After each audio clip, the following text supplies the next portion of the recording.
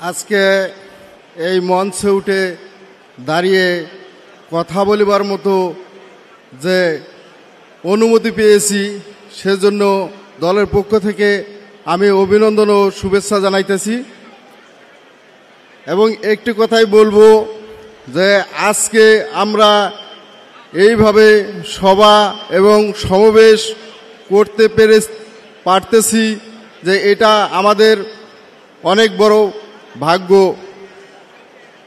যে রংপুর রোকেয়া বিশ্ববিদ্যালয় আবু সাঈদ যদি বুক পেতে না দাঁড়িয়েতো তাহলে হয়তোবা দেশের পরিস্থিতি এত সহজ হয়ে আসতো না।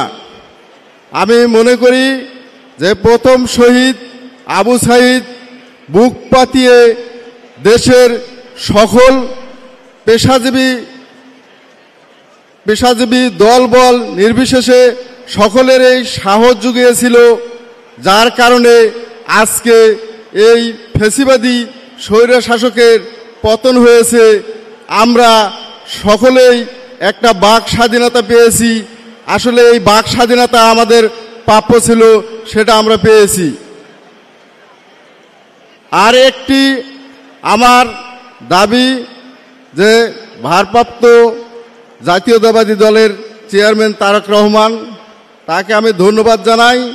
প্রথমেই তিনি একটা নির্দেশনা দিয়েছিল যে শহীদ পরিবারের পাশে দাঁড়ানোর, যে আমাদের রংপুরের আহ্বায়ক সাইফুল ইসলাম ভাই এবং তার মাধ্যমে দলের জাতীয়তাবাদী দলের সদস্য সচিব আমাদের বাসায় গিয়েছিল, তাকে আমি ধন্যবাদ জানাই। এবং দেশনেত্রী বেগম খালেদা জিয়া, তাকেও আমি ধন্যবাদ জানাই। তাই আমার সকল শহীদ পরিবারের প্রতি একটা সুদৃষ্ট থাকবে, এটা আমাদের দাবি। এবং আহত যারা ভাইরা আছে তাদের জন্য দোয়া করি, তারা সুস্থতা হয়ে আবার স্বাভাবিক জীবনে ফিরে আসুক, এটা আমার করজোড়ে দাবি। এবং শহীদ এবং আহত পরিবারগুলোর প্রতি আপনাদের নেক নজর থাকবে, এটা আমাদের দাবি।